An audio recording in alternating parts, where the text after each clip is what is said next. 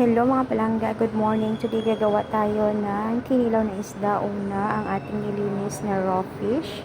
And then, lagyan natin ng vinegar na maanghang. Halo-haloin lang.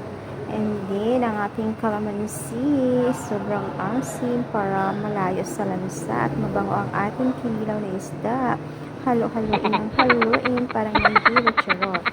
With sibuyas, ang ating loya, then dinikdik na mani para yummy, with labuyong sili para maanghang ang ating kinilaw na isda, with asin para naman salty charot. Ayan, hinalo-halo na. Ayan, ay sarap-sarap, nakakagutom. Tataob na naman ang ating kaldero nito sa kanin charot. Ayan, lagyan ulit natin ng asin. Kayo nang bahalang mag-adjust ng inyong gustong panlasa. Ayan na ang ating yummy